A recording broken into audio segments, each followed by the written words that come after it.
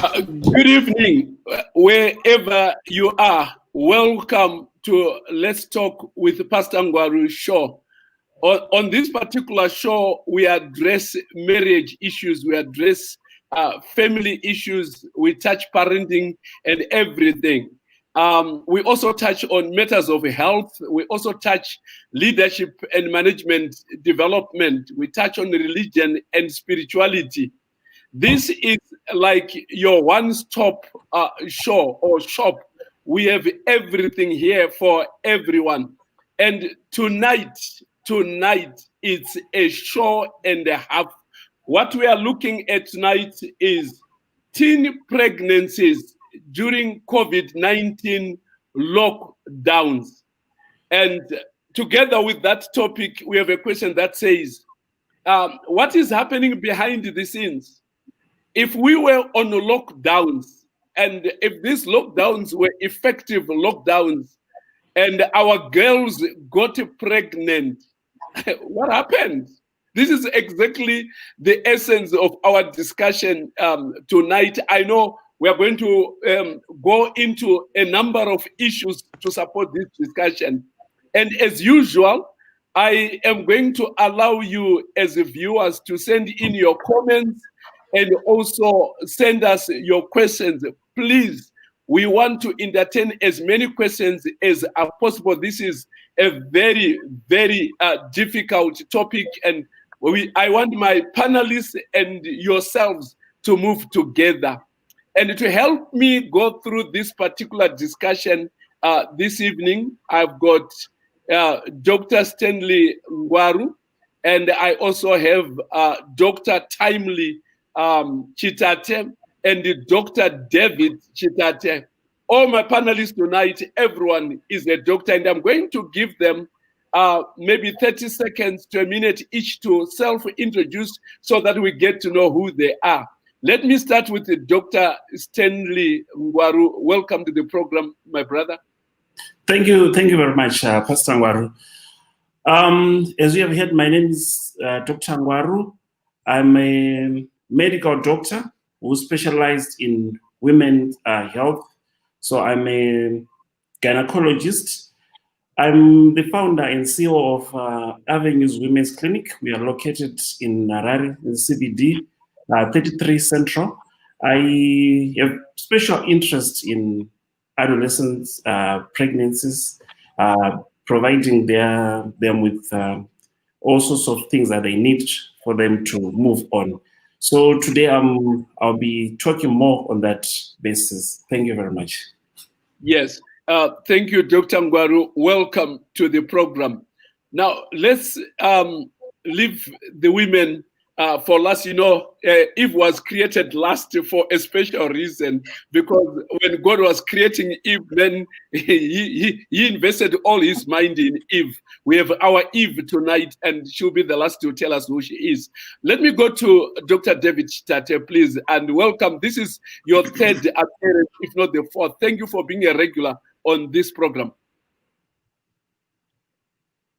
Yes, my name is Dr. David Chitate, has been presented, and my wife and I are co-founders of Happy Family Campaign, where we just address issues of sexuality, and we have written books. This is Happy Tappy, which is Take Me to the Joy, and then also Where There Is No God-Fearing Sexologist for Couples, where we have also presented issues of sexuality. But I want to say, before I finish, I really want to say that, I qualify for this particular topic very much, because I am a father of we are parents of 3 daughters. And I remember one of she was 16. I'm not saying whose name it is, but she said, "Daddy, I have a boyfriend." And then my you develop bubbles, boyfriend, and you're 16. And then to make it matters worse, we were driving one time, and she says, "Can I go and show you my boyfriend at his home?" Yeah. And my wife and I and the sisters, we drove, and we went to see the boyfriend and at their home, and she was 16. Of course, that was an opportunity to talk and whatever. We are excited tonight because we are going to be sharing experiences that we have encountered. Thank you. Yes, that's powerful. I don't know how this thing has just organized itself. I know Dr. Ngwaru there, Stanley, he has about 3 daughters, and the Chitates have 3 daughters. So you guys are extremely qualified to be in the studio tonight. Timely, Dr. Chitate there, please. Who is Timely Chitate? Yes, I'm Dr. Timely Chitate. By profession, I am a qualified accountant and a lecturer in accounting, but very passionate in family issues, as has been said by my husband. We have written books and we give presentations that try to promote family happiness. Yes, we have 3 daughters, and the gist of the story you were just told about our daughter, it really happened. So yeah, let's disclose more as we discuss this topic. Thank you. No, friends, welcome to the show. Now we are looking at teen pregnancies during the COVID-19 lockdown. Does anyone wants to define to us what a lockdown was? How was it, Devi, in South Africa, Stanley, there in Zimbabwe? Can you tell us exactly how the lockdowns were organized? How were people able to move? To what extent? I think from here in South Africa. Yeah. From South Africa, it depended on where you are, but basically, the bottom line is families were locked down. Families were not allowed to move. You had to have certificates in order for you to move. So families were put together and locked together in the rooms. It was not a very nice experience. Yes, schools were closed. Everything. There was no life. So basically, when we are talking of pregnancies happening during COVID-19 lockdowns, they're happening when families were confined in their own yards and you were not able to go to your neighbors and what have you, depending with what level it was, of course. Maybe let's find out from Zimbabwe, how were the lockdowns done there? How were families affected? So it depended on where you were, and also at the level of the lockdown. As you understand that the level of lockdown were changing all the time. Yeah. So it was actually difficult to travel and maybe get into town from also cross suburbs, from the northern suburbs to the eastern suburbs. So it was very difficult. But I understand within the same environment, it was not as strict as it was. So we'd find out that maybe in the high densities, people were still visiting each other. People were still, people were still mingling and sharing there during the lockdown. But for you to travel, maybe let's say from Highfield to Borodo, you needed a letter. But for you to travel from Highfield to Glenview, it was easy because there were no police in between those areas. No, I appreciate that. Thank you for sharing that. Now, I want to find out from basically Dr. Ngwaru and Dr. David started there. We don't want this program to be a hoax where we are alarming people over a problem that never existed. Now, statistically speaking, did the COVID-19 either contribute a spike in pregnancies? Yes, COVID-19 did contribute. We saw a spike in pregnancies, especially among the teenage girls. Yes, definitely. I can just share with you a few statistics that indicated that this was the case. Yes. The World Vision did a study of Africa, and and there is a report that is already documented, which gives which tells us that there were at least more than 1 million teenage girls who became pregnant during lockdown in Across Africa only. And 1 million. Yeah, across Africa. Yeah. Million. Then you go to country by country, you look at, for example, Kenya. The studies have also shown that because of lockdown, the percentage of teenage girls who are now reporting to maternity wards has been increased by 50% than was the case before lockdown. By This 50% has been, yes, at least 50%. Same thing in Malawi, same thing in Uganda, reports also in Ghana. But I want to indicate a little bit of statistics in Zimbabwe. For Zimbabwe, for example, in some hospitals, maternity hospitals, they say that the percentage of teenage girls who have now been coming to maternity for maternity services has increased by even as high as 40 to 50%. And in rural areas, same thing we have been told. But worse than that, at least we have some statistics from the Ministry of Education showing us that in some areas, in some provinces in Zimbabwe, as many in one province, actually, it was reported that more than 450 girls became pregnant during the COVID period and dropped from school. In one province? In one province. Okay. Yeah, we hear that. Stanley, do you want to add anything to this, or maybe your interpretation of what David is talking about?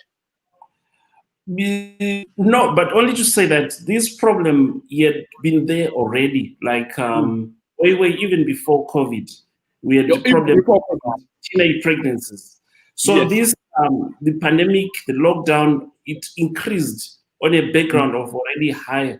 Like for example, WHO reports that 21 million worldwide, globally, 21 million girls get pregnant every year. And most of these are in low resource countries. Sub-Sahara is one of them that contributes largely to these pregnancies. So we are talking about a problem which is already high, and now because of the pandemic, it has been worsened. And I agree with the figures that Dr. Chitate just gave us there. Okay, that's fine. Now, if this problem was there even before COVID-19, and then we saw a spike during COVID-19, what factors are leading to teen pregnancies, mainly during COVID-19 or before? But mainly, let's focus first of all, is it known what factors were at play?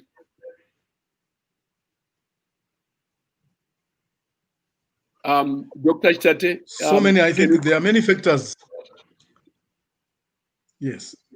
Time.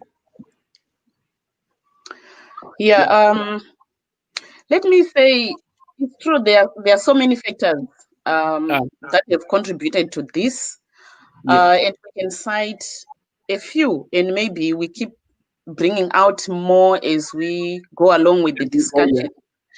But the very fact that the people were now confined in the house, right? And these the members in the house are made up of different personalities, and they're made up of people who think they know each other at times when they don't know each other, and also made up of people who know each other but are trusting or maybe are naive to think that someone can do something. What do I mean? I mean, if we have a family that have teenage boys who drink, right? The parents may be least suspecting that these boys would do would not even think that they would do anything to the girls, but not knowing that when someone drinks, it's automatic that their judgment is impaired. And usually people who drink, I'm saying usually, they tend to be careless with their sexual life. When they are drunk, they can just do things. And we also have in the family parents who maybe are ignorant of the extent to which their kids are addicted to things like porn. Or the sexual life they are leading. Now they are locked down, right? They don't have anywhere now to go and express that habit, right? Exactly. So who is the target now? The nearest woman near them becomes the target. So, like we're saying, it's a whole lot of things, and at times we are least suspecting that the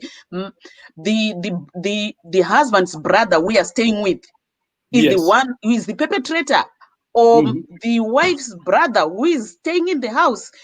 We are so trusting and least suspecting that it is those people we least expect who are doing these things. Yes. Okay.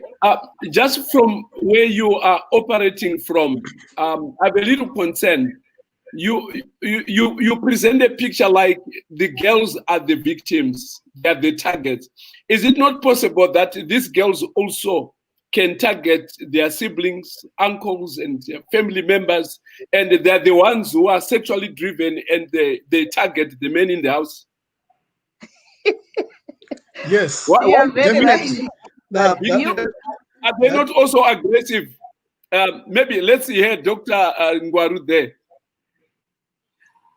I know your girls are very young. I don't know, but any idea you have in gynecology? Can you help us, please? No, let me allow Dr. Chitate to answer that one, because I'm not really, I don't have any experience in that series. Oh, okay, no, okay, David, please. Let me start and then you add. Let me start and then you add. Okay, let's go ahead. Yes. In this day and age, look at our girl child, the girl child. Yes, it's no longer the girl child of the yesteryears, right? They are maturing, they are sexually maturing much early because of diet and exposure to technology and all sorts of things, right? And look at the way they are dressing. Just look at the way they are dressing. So in front of their fathers and brothers. And brothers and uncles. Yes. And grandfathers, right? Yes. So our children, our girl child are becoming very sexually active. And there's this new trend that they are so daring. The girl child of today can approach a man, or cannot verbally say, but can present themselves to say, hey, I'm itching, right? Yes. So it's both way, I would say, because the girl child is now very radical also when it comes to issues of sex. Yeah, no, I appreciate that balance, because I know in the homes there, we have parents, we have boys, we have girls, and some we have both, and what have you. We want to give them an idea that even girls can hunt for sex. Yes. And as much as boys and as much as uncles. And I will further complicate this, but let me hear from David Chitate. Anything, David, that you want to... Yes, yes, exactly. Because when we talk of in teenage pregnancies, we already talk of a conceptual framework when we are addressing factors of teenage pregnancy. We have what we call intrapersonal factors. Okay. The girls might be using drugs. I'm just giving examples. They might be using drugs, which might have they might have been exposed to sexual abuse. They might also be watching pornography, and they are young and they are now locked down. They have their gadgets and they are watching pornography, and then they are they've become very sexually Yes. motivated, and also so many other things that have to do with the individual. And she has already Yes. mentioned early sexual maturity and things like that. Yes. They may already have had sexual experiences, but Yes. now they are not able to go and meet with their boyfriends or something like that. But Yes. that's a problem. But because of the environment, the schools are closed. You know, girls or any young person, they need to be out there and they need to be Yes. occupied. Now that they are not being occupied at all, Yes. the schools have closed down, and they then channel those energies somewhere else. So we Yes. also have interpersonal factors. We have Interpersonal community factors. factors also. Yes. Yes, we have interpersonal factors, relationships between the individuals, which is between two people, between three people, between the whole family itself, which becomes also a problem for the girl child. Remember, when we are talking about scanty dresses, even the boys also might tend to also scantily dress in the home, and also Yes. very good for the girl child who is now getting sexually mature and Yes. sexually excited. So Yes. you have these things. Then we have the institutional factors as well. The family itself as an institution, how the parents have brought up these children, Okay. styles that they have used to bring up children. If they have always been destroying the self-motivation, the self-esteem parent due to the parenting style they have been using, all these things Yes. can also contribute to teenage pregnancies. Okay, no, that's fine. Maybe this is, I see Dr. Ngwaru there. You want to say something?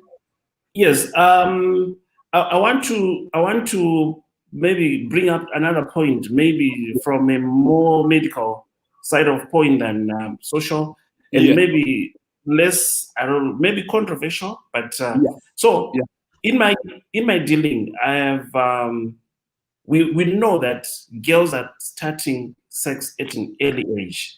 That we have accepted. Whether it's forced, whether it's consensual, we know that girls are starting sex at an early stage. That we have. While you are there, Stanley, there's a parent who is asking a question to say, what is early? When you say at an early age, what age are you roughly putting across? Okay, so let's say, for example, the average age to start sex is around 18 years for girls, and for boys it's about 2 more years to that. But we have seen girls who start to have sex at 12 years, at 13 years, and so on. So we have those ages. Now in COVID, we have these girls who are already having sex. And because the schools are closed, the hospitals are closed, the clinics are closed, they don't have access to the sexual reproduction health services that they were using as contraception to prevent pregnancies. And then we have a spike in pregnancies that is happening now, even from their boyfriends. Remember, the lockdown was not really too much in terms of the community surrounding, but it was location there. So girls could still visit their boyfriends because they had time, they were not going to school, they were not playing, they were not having social activities. So they had too much time for them to engage in these sexual activities. And without contraception, they end up getting it. Okay, no thanks. I'll have a follow-up question to that. But before I do that, let us answer a question from Guguletu there. I saw Guguletu Dube with a question, and they are saying here, how can one notice sexual interest between siblings or family members, and how does one approach the subject? And Guguletu is basically asking a question that naturally I was going to ask, to say, cases of sexual attraction between siblings, is it happening? And how can you notice it is happening? And if you suspect it's happening, what do you do? Dr. Chitate, timely. I think the best thing that parents should do is always to suspect. Uh-huh. Yeah. Yeah. You don't have to wait until you have evidence. That will be Yes. too late. Uh-huh. The best is to prevent. Remember, these are sexual activities between underage. So Yes. usually it's done. Yes, you notice they will try and hide these things. Yes. So like sex is always something that hidden, that people always try and hide. So you don't want to wait until you get indicators that yes, there's this. I think for some they say familiarity. Too much familiarity also can be a problem. But remember, you have siblings who will play very well together, and it doesn't mean that they are having. They can have games together. They can, do everything possible together without getting involved at all physically and all that. But because we don't know yet, we need to be very careful. The best thing is to empower our children, both the boys and men. Remember, most sex is not planned. It's not planned. Okay. It just happens.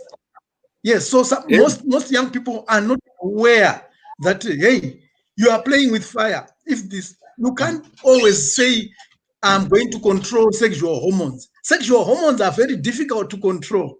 So at times these things end up happening, not because the people have been planning it, but they've just played with fire. I think that we can add there. Oh, okay. Tammy, do you want to come in? Yeah, I wanted to say maybe besides always suspecting, usually where there is attraction between two people, unless people want to give a blind eye and say, these are just brothers or this is just uncle. Usually where there is attraction between two people, there can be some indicators, tendency to want to be alone, or let's say let's drive to town, let's go to the mall. This one will say I prefer to remain behind, and this one prefers to remain behind. At times we don't even notice some of those things, that so and so these two always want to remain behind. When one is going out, I want to go with uncle. They want to go out together, or the brother and sister. At times indicators are there, but like I said in my introduction, we least suspect some of these things because at times it is done by the people we least suspect. All right, I hear that. Maybe Dr. Ngwaru, you remember before we came live, I asked you a question. Do parents really know that their children are into sex? Do parents know? Do mothers know? When do mothers know? And when do fathers know? And you and Timely can help us there. Are parents really aware that there is sex happening behind the scenes in the house, not outside, in the house? In the house. Yes. It's very difficult to know, and unless you really suspect, like Timely said, that if you are very observant, you can see that there are two people who are always together, or even they are touching, the association. You can see that there is something wrong there. So you have to have a high level of suspicion. Otherwise, it's very difficult to know. And it's also very difficult for the girl child or the child to come and tell you that I've started having sex, especially in the African context. It's very difficult. I know in other societies they are able to do that. For example, we sometimes see people who come with the mother, the boyfriend, coming for contraception in the clinics, and meaning that these people have discussed and they know that this is happening. But in African context, it's very difficult for people to even discuss things to do with sex. So it's difficult for the mother, difficult for the father to know if sex is happening in the house. Okay, that's fine. Timely, you are a mother of many years. Now you are a grandma. grandmother. Yes. Is it easy to notice that sex is happening in this house between these family members? Is it easy? I'm not saying it happened in your house, but No. I know. of many years.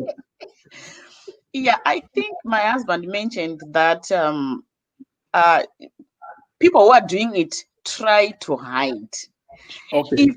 If it's a mature person, usually if it's a mature person, let's say an uncle, my brother who is also married, or my brother who is divorced, or my brother who is widowed, and is staying with us, or my husband's young brother staying with us, sleeping with my daughter. Yes. If they are mature, they will try so much to hide. Usually, if it is the first time for the girl, the drive and the hormones, the reaction of the hormones in their body can drive them wild. That if you are observant, you can pick it. But if it is people who have been doing it for years, at times it's difficult to pick it. Because right now we are talking of COVID, where maybe the girl was having it outside at college. Yes. The boy was also having it outside at college, but they are now all logged in. They are all addicted to pornography. They are all high in demand for sex, and they are now having sex between themselves. At times, it's difficult to tell.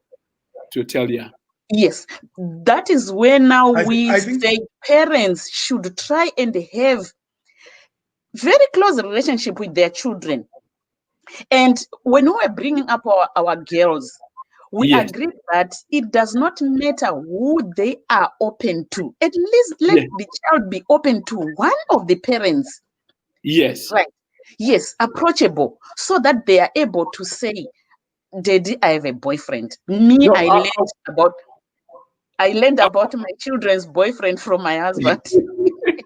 Yeah, I'll come to how do we deal with it a little later, but thank you for unpacking it earlier. Debbie, in just one second, remember, I want to go to another question.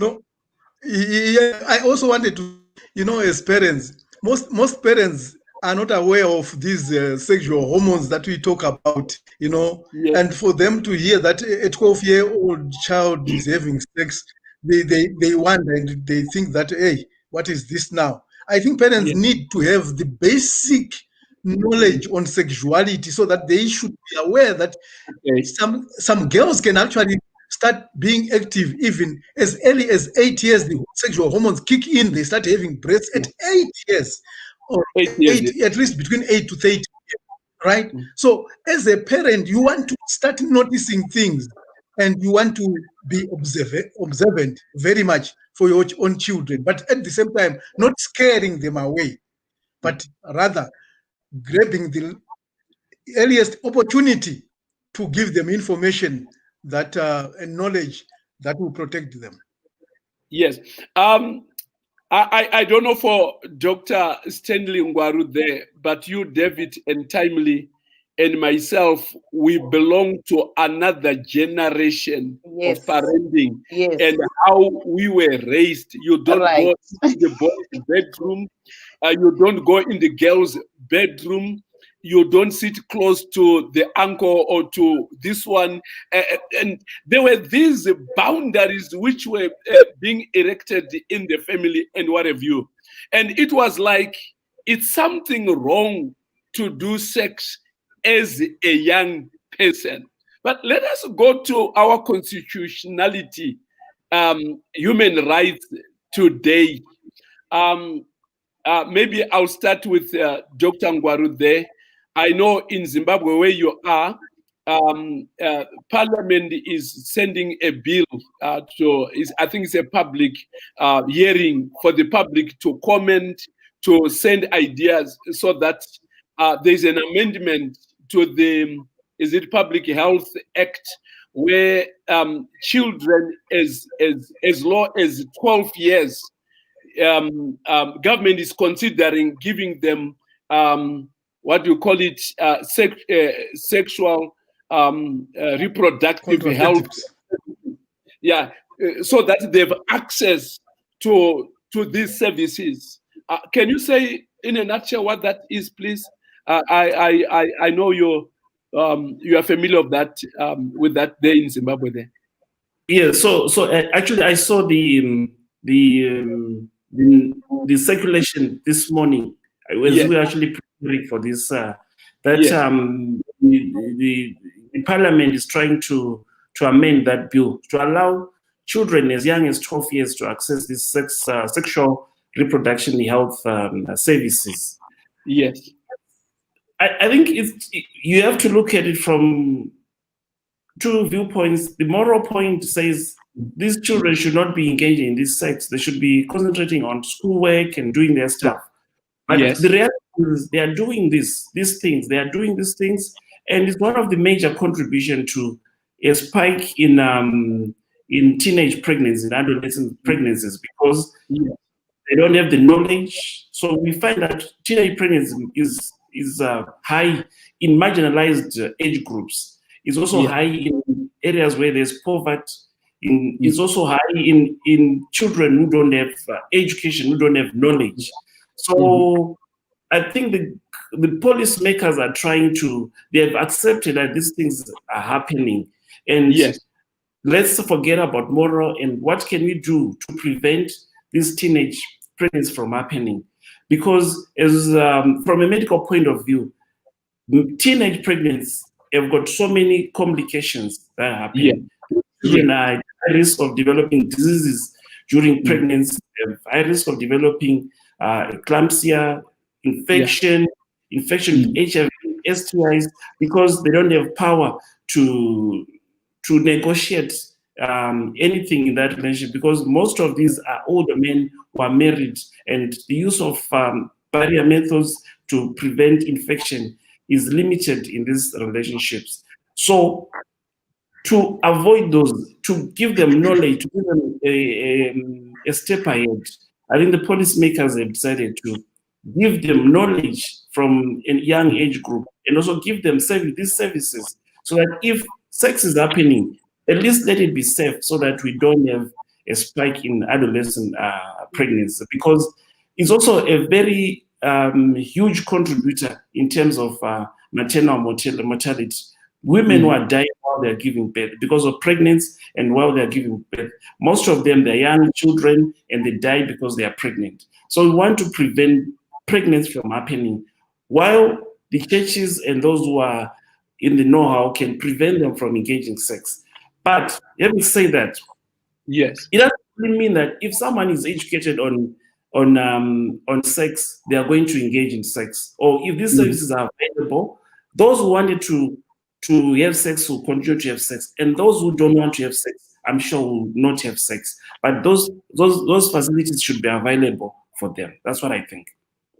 So from where you are standing, this bill makes a lot of sense to you as a gynecologist, as one who is attending to these teenage pregnancies and seeing the mortality rate, the complication that this whole thing brings. Is it making sense to you? Yes, because denying it is denying reality. Because on the ground, this is what is happening. It's happening. So whether there is a bill or there's no bill, or constitution or no constitution, girls and boys are into sex. Yes. Is this what I'm hearing? Yes. So what we want to do is, what I advocate for is, if they have sex, let them not be pregnant, because if they become pregnant, then they have problems. They have complications during that pregnancy. Okay, no thanks. Put a finger there. Let's before you come in, David. There's a question on the screen. Let's look at it. Dr. Ngwaru, is it safe for young girls to be taking contraceptives at an early stage to avoid teenage pregnancies, or there are better contraceptive ways apart from abstinence and pills? What's your take on that? I think it's in line with what you are even saying, Dr. Ngwaru, there. Yes, there are safe contraception for for teenagers. So you go and you discuss with your healthcare provider. There are a lot of them that are available and which are safe for girls to take. I know people are afraid that they affect future fertility and so on, but there are a lot of options that are available that do not affect future fertility. Okay, no, that's fine. David, you wanted to say something? Yes, I wanted to say something about this, the concepts and reproductive health, access to these things. Yeah. You will notice that in some countries, there have been some legal framework that is put together that guide access to reproductive health services. Specifically, I'm very interested in the South African setting, where because we are right now speaking from South Africa, from the South African setting, where we have a very strong legal framework that guides teenage girls. For example, they are laws. The Constitution of South Africa actually says it is a right for girls even 12 years old from 12 years old. It's a right for them to access contraceptive things without the consent of the parents, right? So when you look at that and you look at those kind of legal framework which have been in other countries, and that's why perhaps don't mentioning Zimbabwe setting that, hey, by the way, this is also the direction that our country might actually be going. Yeah, can I add something there, Dr. Chitate? And maybe timely, you are a mother, you're a parent, you are representing parents here. You can also come in and what have you. The Constitutional Court of South Africa, the Constitutional Court of South Africa is not only just talking about accessing sexual reproductive services like contraceptives and all other things that we shall discuss, but they're also saying engaging in sex for a 12-year-old to any other age up there is a normative developmental process that allows children to transit from being children to being adults. So they don't need to be denied that right. It's a constitutional right for a 12-year-old to engage in sex if they want to. And of course, there are parameters in terms of you can do it within your age group or 2 years older than yourself and whatever. But at 16 and above, you have your own right and stuff like that. Timely, how is this sounding in your ears? Very disturbing. As a mother, even if I had early sex myself, I wouldn't want my daughter to have early sex, and that is natural for parents. Parents don't want children to go through what they go through if they know that it is not right. But we cannot fight against constitutions that are put in place by the government. And at times, governments actually consult with the public and general public. Yes, and then the general public will realize that, guess what? We are now having to move with times, whether we want it or we don't want. These are the times in which we are living. So it is actually better to consent. It's painful. At times, it is the painful truth that we just have to deal with. But as a parent, as a mother, it does not go very well with you. You find that we still have some governments, especially in the sub-Sahara. South Africa is usually a step ahead in Africa, who do not encourage taking of contraceptives. Zimbabwe was one of them, and we see that now at least they are trying to move with time. Those are the times we are living in, Pastor Ngwaru, and it's a painful truth that we have to deal with. It's a pill that we have to swallow. Let's laugh over this one. Don't take it very seriously. Let's laugh over this one. Stanley, if Mugabe was still alive, do you think you would sign this bill? I'm not too sure. I'm not too sure. I said, I'm don't not sure don't too. take it seriously, please. I used to enjoy his stance on that position and that position, and now this bill. I'm trying to say, if the old man was still alive, would he have signed that bill? But let's leave that for another time. We are looking at the constitutional rights that we are beginning to hear. Like Timely is rightly saying, South Africa, it's like it's taking leadership in legal reforms. Like right now, adultery is decriminalized. You cannot go to court and say, my wife committed adultery, my husband committed. In South Africa, it does not work.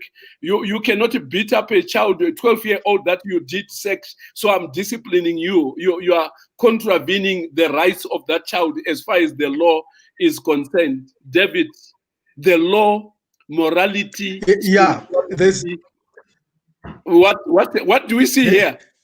there there are many challenges, but I think what we need to do as parents is we need really to ask ourselves many questions, and also start asking our own parental methods and styles, because while you have raised this issue of constitutionality of certain actions and activities, when you are living in such countries like South Africa, for example, where there is no need for parental consent for HIV test, you just go and have it.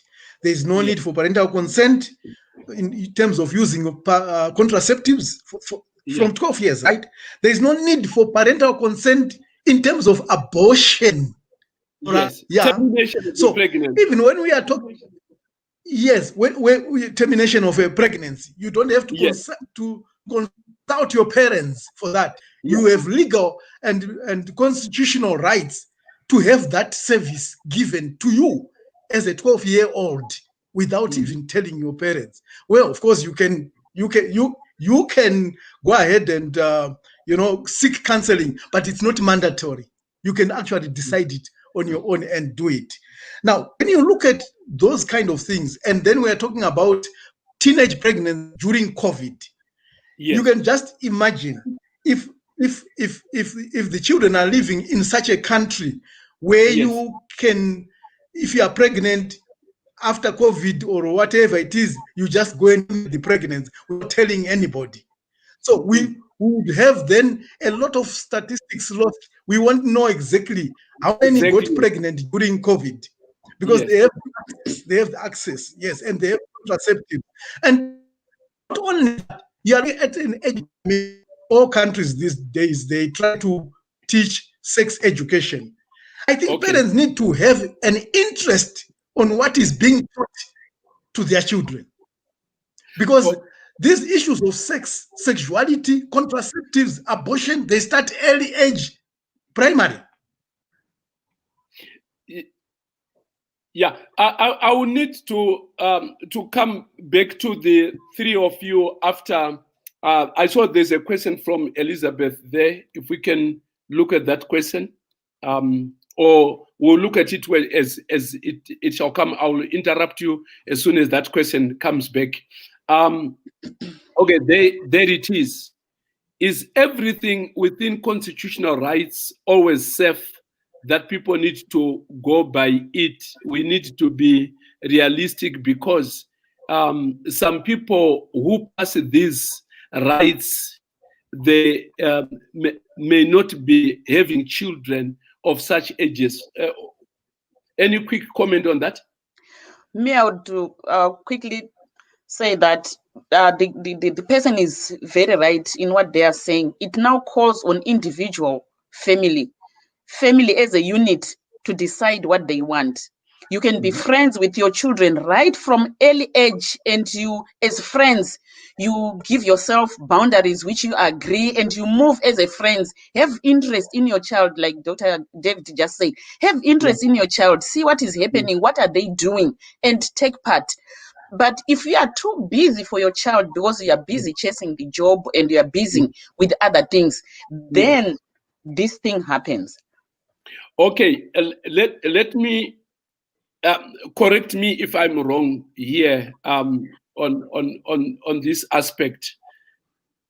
If parents are not, or maybe let me put it this way, when a government passes a bill that becomes law, is it saying children should have sex? If government passes a law that decriminalizes adultery, are they telling Pastor Ngwaru, you can now go and look for any woman out there and what have you? I'm looking at a situation where government does the job of government to come up with the public policies and whatever. But what should the church and the family and the parents do? And I think this is where you are coming in timely, Stanley, David, there. If you can help me and other parents who are out there, we cannot stop the government from enacting laws and rules that protect public interest. But how should we then, as individual families, entities, deal with the morality in our family, in our religious spectrum? How does this come in? So I think you're asking a very difficult question, because it's always a difficult thing to decouple your morality and what is good for the public. So you find out that when people advocate for things that are good for the public health, doesn't necessarily mean that this is what they do themselves, but it is good for those who are doing. Your question is like, let me simplify it and say, we are allowed to drive at 200 kilometers an hour. Are you going to drive at 200 kilometers an hour? No. It's because if you travel at 80, at 90, it's safe for you. Well, these laws are not there to encourage people to start doing bad things, but they are there to say those who are doing, let them do it, and let them be protected. Yes, let's assist them so that some complication will prevent other complications. Not that we are encouraging that people should do this and this and this. Let me find out from. I see two groups. What two groups, Dr. Chate? I see two groups of people here. I see, two groups of parents here. We have a group of parents who philosophical orientation has nothing to do with the Bible. Yes. So for them, whatever is right is what the Constitution says. If the Constitution says this, then that is what is right. Because that's their philosophical orientation. That's their Bible. But we have another group of people who say, yes, the Constitution is their Bible. But then we have another group which says, no, we are Christians. These constitutions are there to bring law and order. But we are guided by a principle that is even far above the Constitution. So they will run their families and organize their families and live their lives and set boundaries guided by the Bible. So for that group of people, the Bible says, what the Bible says is what guides them. So I agree with that, because like here where I am, this is the land which is well known for individual rights. A 2-year-old or a child who is just able to dial 911, whether it's 1.5 years or it's 1 year, if they are able to dial 111, they can call police on you. And that has been going on for years. But building on what he just said, we still have people who are guided by certain principles. If they decide to be guided by the Bible, they are still disciplining their children within reasonable limits, and they are still bringing up morally upright children. And we have the other group that goes the other way. I agree with that. Yes, we have one big challenge. Let's admit we have one big challenge. I don't know how relevant the church is to society as we are broadcasting right now. How does society view church teachings and whatever? And then another question is, is the church itself doing enough to its own children to inculcate this kind of morality and whatever? Because sometimes people simply go to church for miracles, and after miracles, maybe they listen to a powerful speaker and whatever, and these other aspects of education are not covered.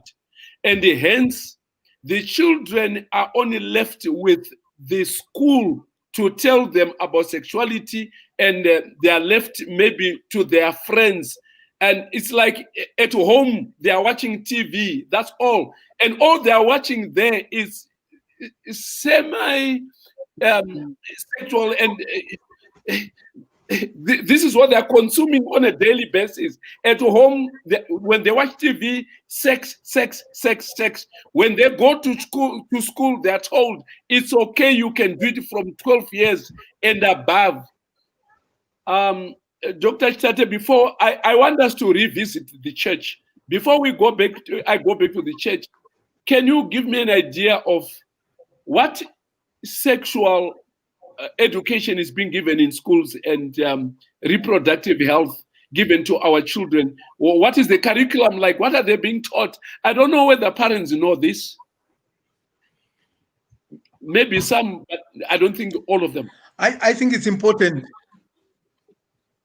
It's important for parents to interest in what their children are being taught, because the curriculum, sex education curriculum, is always posted in public notes by the Ministry of Education. So it is important for parents to take interest to know what it is, because it's not hidden.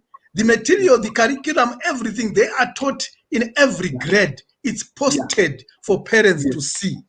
They are taught exactly, they are taught what the Constitution is upholding, the reproductive and sexual rights.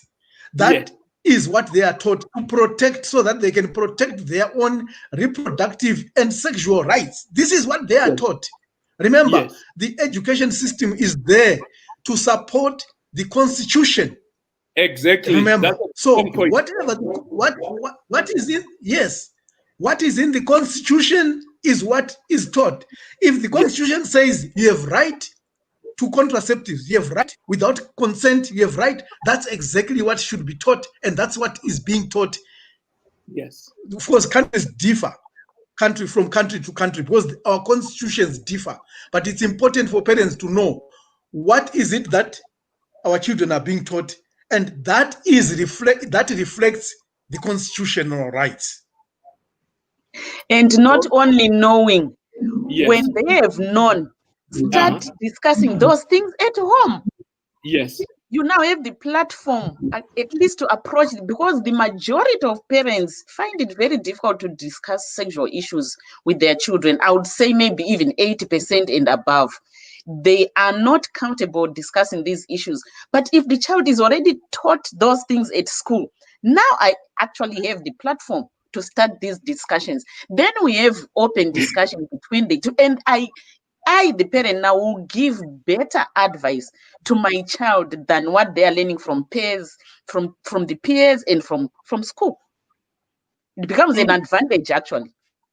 Okay. So I was going to say that maybe the church should actually take this as an opportunity to also change its style of educating parents, or now to educate their children on these things, because the environment is changing. So if you stick to the teaching method, we are going to have bad results. So another thing is, if a child is not taught something at home, definitely someone will teach that thing. So if you're not teaching your children, you're not talking about sex at home, telling them the good moral part of it, someone definitely will teach you about that. And then when they come home, you say, but this is not what I taught you, because you never taught it.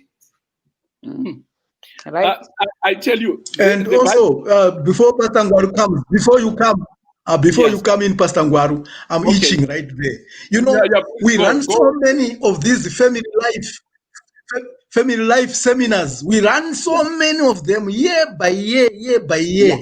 I am yet to find a family life seminar where the parents are taught on how to deal with this sex education thing, and looking at what they are being taught from primary up to high school and even college, and then preparing parents to handle and be better parents to deal with this topic. I think that's where also the church, we are missing it out. Look, Dr. David there. When you go to church, Pastor Ngwaru is preaching, and I'm saying anyone who does sex out of marriage, you are an adulterer. So we are addressing sin there. We are not even educating anyone. We are simply condemning you. We are condemning you. You are a sinner. You are wicked. There's something. You are Babylon, and what have you? Are you getting the point? Now the question is, like Dr. Ngwaru is saying, we need to re-strategize in terms of the role of the church in sex education. I must admit, I'm a pastor of many years, but I think even a church dealing with human sexuality for children seems to be like a taboo. I don't know, David, if timely, you guys, am I exaggerating things? No, actually, you are highlighting an area of need. Yeah. It's high time we start discussing those things.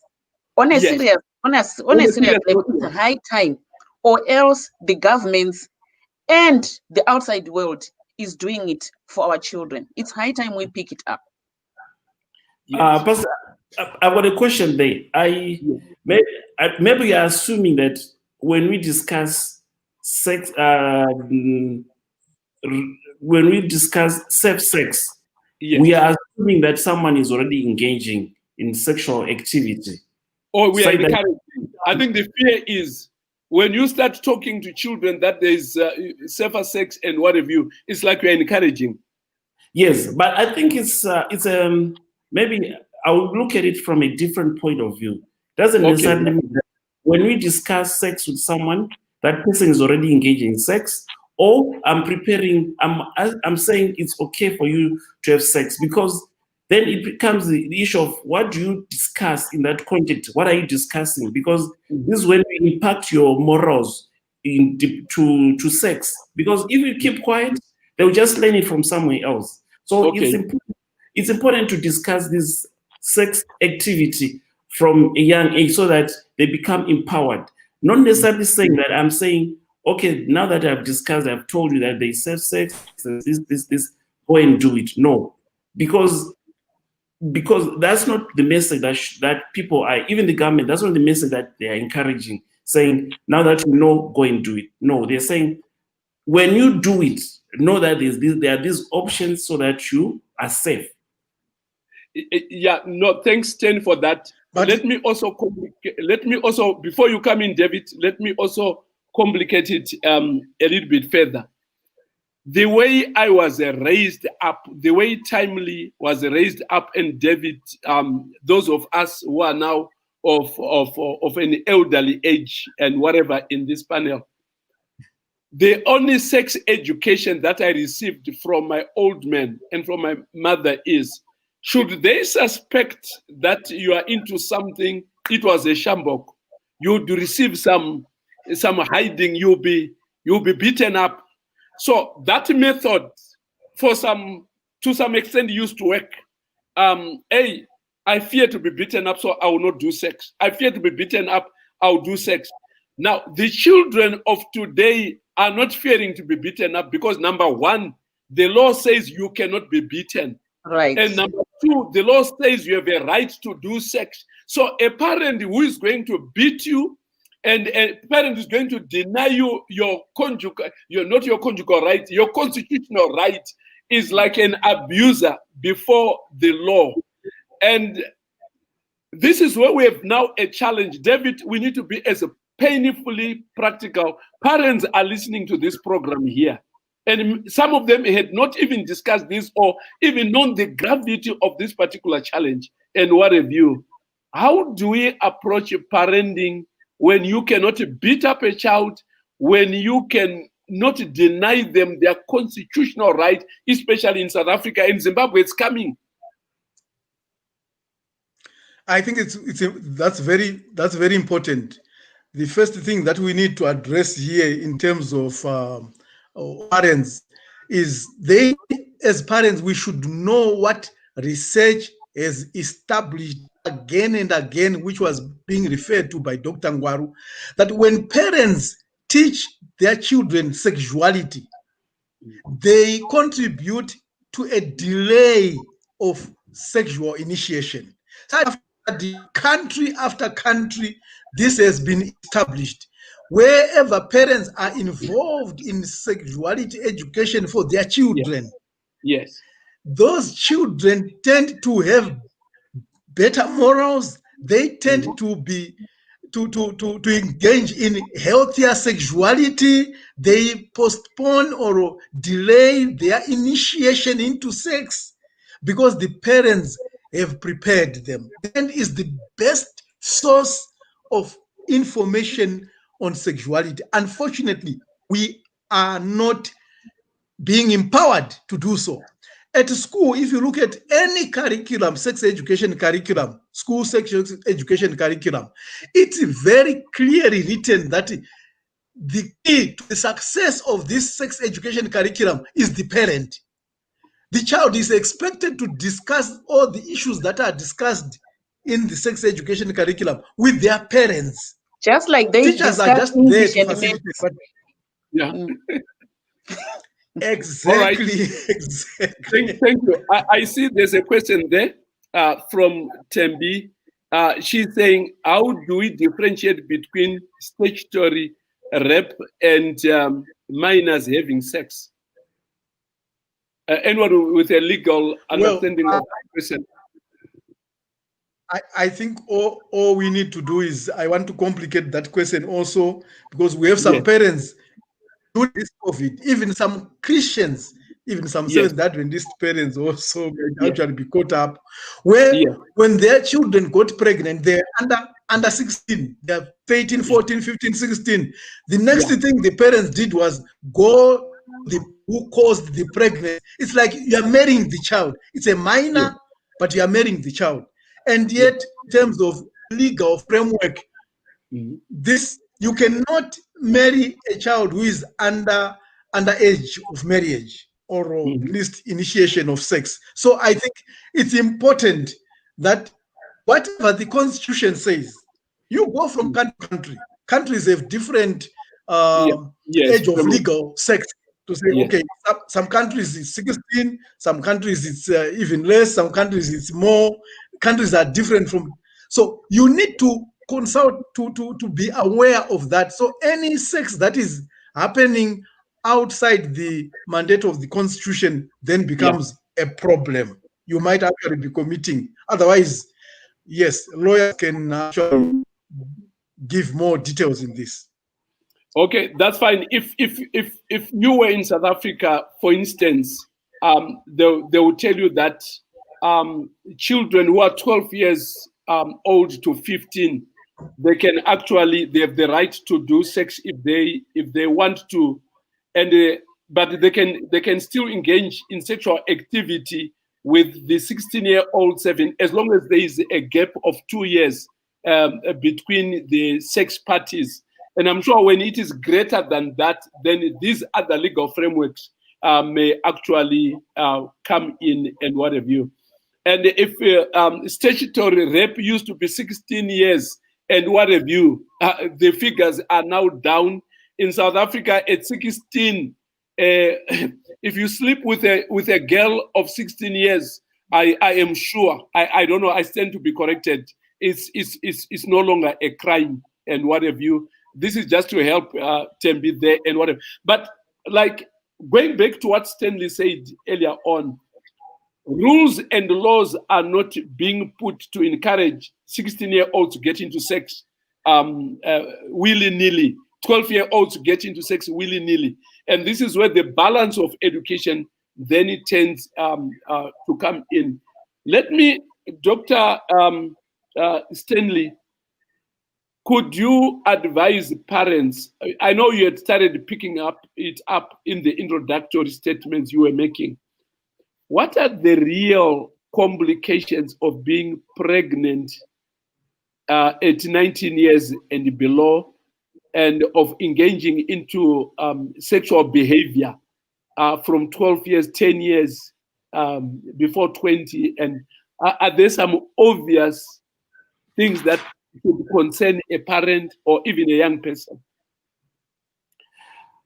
Okay, thank you for that. So let me start with early sexual debut, like starting engaging in sex at an early stage.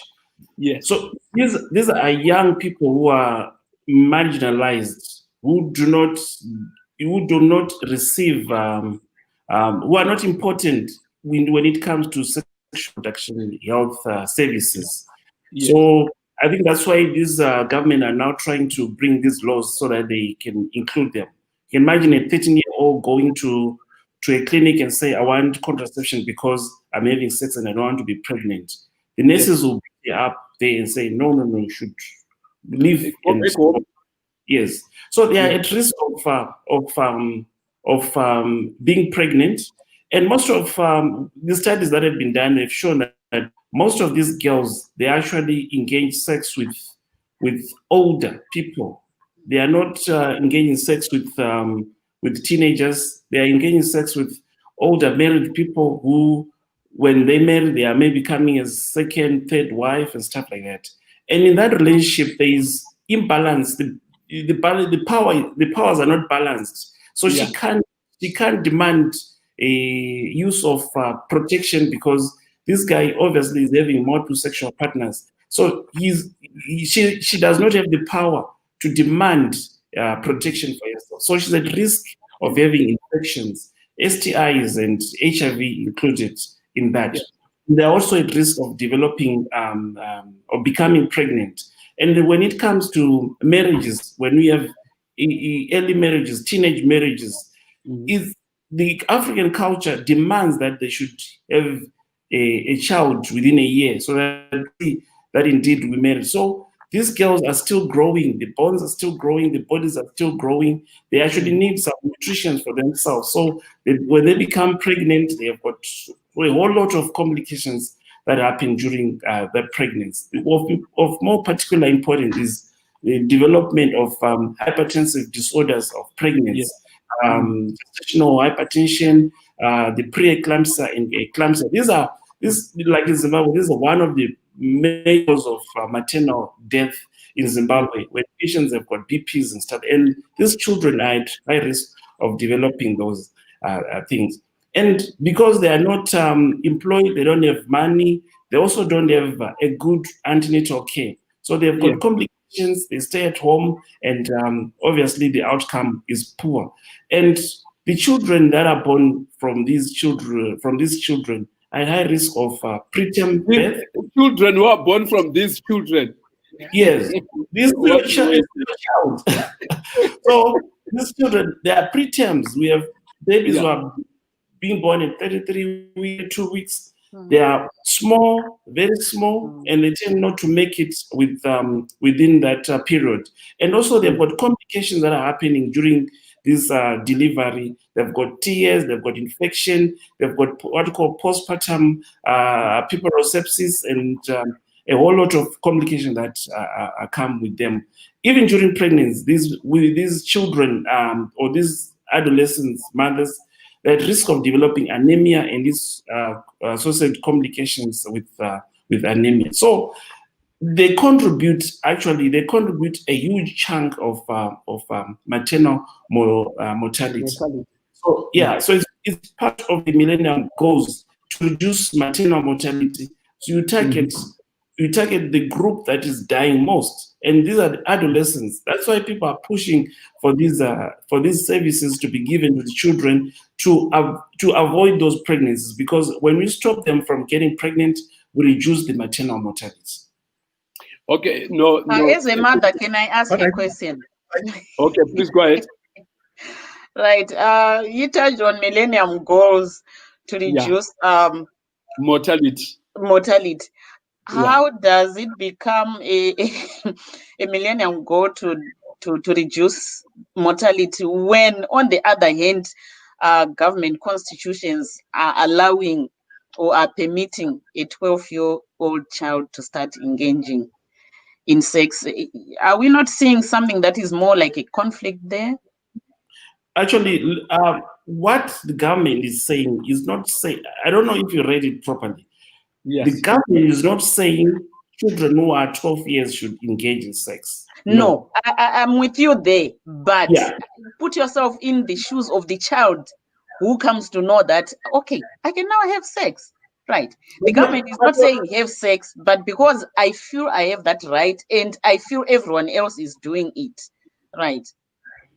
But whether the government has said it or not, these children are already having sex.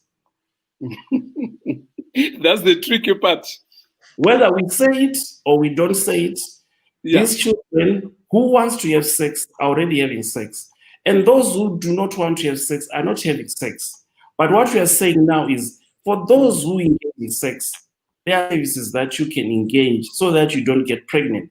So by preventing them from getting pregnant, then we reduce maternal mortality. That's Okay, thank you there, Dr. Stanley there. Timely, Andy David, before you come in, I need this question before you come in. And the question is directed to the two of you. At church, I know you guys are Seventh-day Adventists. You are Seventh-day Adventists, and they very strict in the area of adultery and sex before marriage and whatever. Then you've got, like David, you said earlier on, you have two groups of church goers. You have parents whose children, like Stanley is saying, who are, whether the government will say you can do it at 0, you can do it at 5, they will not do it because of their beliefs and whatever. Then you have other parents with children who know these things, but they are living opposite to their beliefs. If they should come to Happy Family campaign and say, hey, we are Adventists, but our children are 12 years old, they are into sex. And we've tried to speak to them, and it's like they're having a challenge. You know, some people have a smoking problem, others have a lying problem, others have a cheating problem, and these girls have got a sexual problem. They're a sinner like anybody else. What do you advise? What will you tell them? How do you help parents, Christian parents, be they Adventist, Anglican, Methodist, Roman Catholic, who have children who don't live according to the values of their church? Or what should they do, given what Stanley is talking of, whether their beliefs or not, kids are into sex? So when it comes to the church, we're in the churchyard now, and you are consultants, you are trainers. What are you training the church? Or what would you want? What would you say to parents who are going through challenges? I think the first thing is I would approach highlight the wrong approaches. Whether the child is saying I'm having sex, at times the child doesn't have to say I'm having sex, but see she's pregnant. So that's also she has already told you that I'm having sex because she's already pregnant, and you can see she's pregnant. I think it's wrong for parents to send that child away. It's counterproductive. That child needs more support from the parent than chasing the parent-child away and say, go to the person who caused the pregnancy and whatever. Or you trouble the child so much, that's number one. Counterproductive. Second one, which is also counterproductive, is to beat the child. She's already pregnant. She's having sex. Then you beat her. Beating will not drive out sex from the child. Only that the child will be more careful not to be caught. But so that's also a method that is not going to be very useful. Yes. I think the best thing is when things like that happen, you need to sit down with your child and on a one-on-one, really talk. What is it? What are the problems? Try and understand your child. Perhaps this child is doing this because of certain things. Perhaps there's some drivers to this kind of behavior. Yes. Have you been abused before? You know, at times you can stay with children not knowing that they've been subjected to sexual abuse before.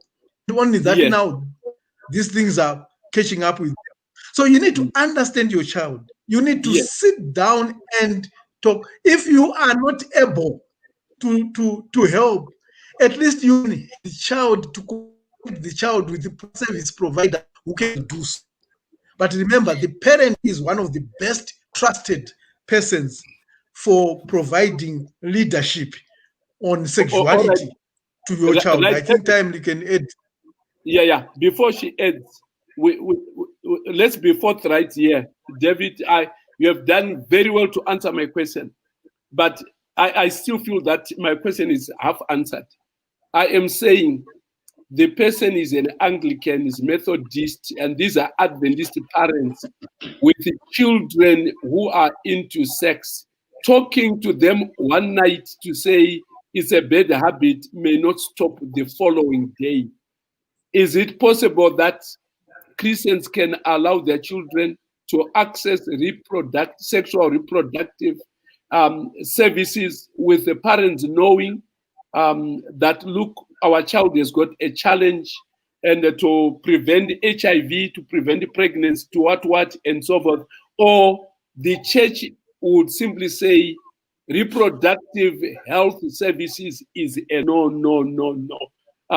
Timely, you are a parent. You are representing parents.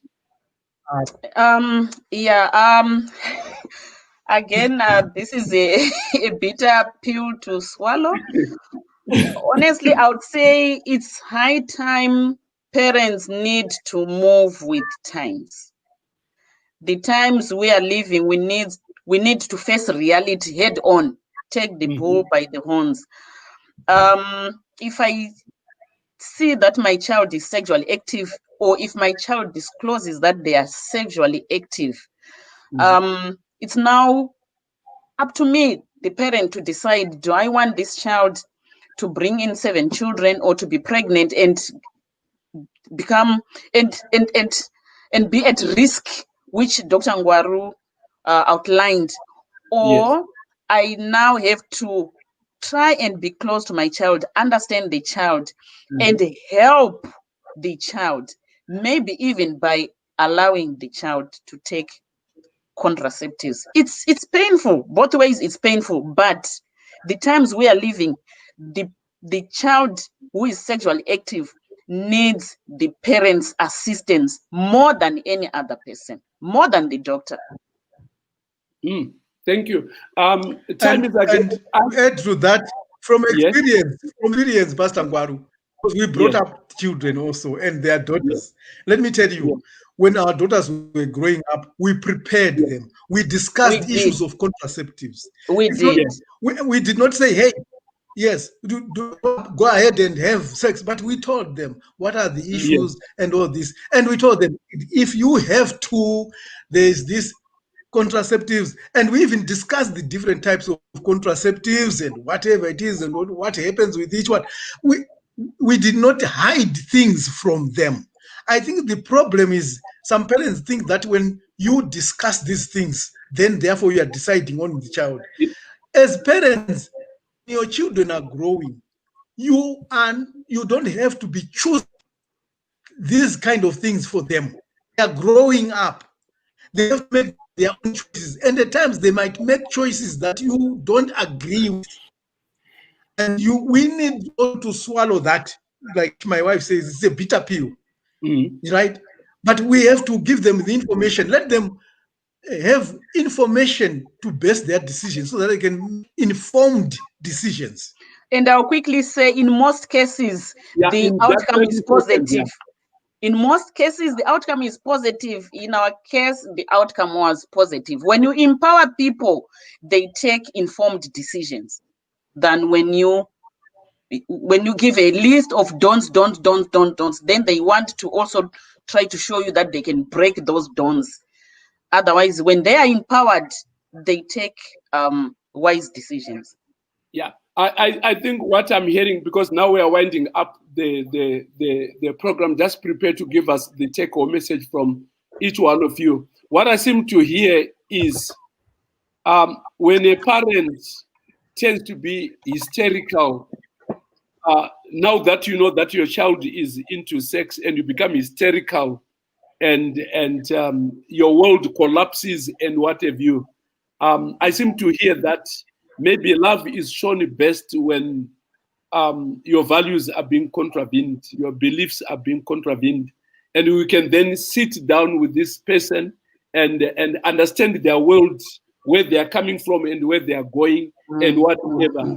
When you are calm yourself as a parent and open the door for this teenager to come to you to say, "Mommy, I'm in a relationship, I'm sexual. What do I do? And this is what I'm being taught at school, and I'm implementing what I'm learning to school. But I need help." I'm sure parents should be the first port of call for children's confidence to say, "I have a problem. I can tell my mother and my father, and they can see me out of this." But if you become hysterical and there are fights and the world collapses, and then of course these children will do it constitutionally, they can do it without consulting you. That will be the worst part. Right, just to close this meeting, Dr.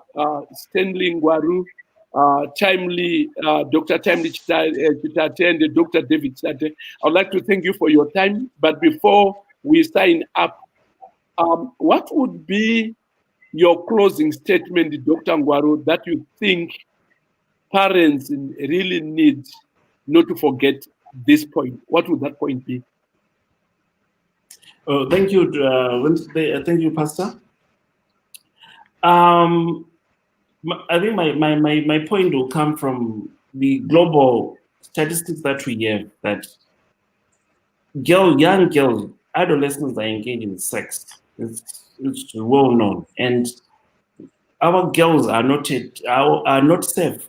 They are at risk of also engaging in sex. So what should we do as parents? I think for us to impart good morals to our children, we should start talking about sex and self.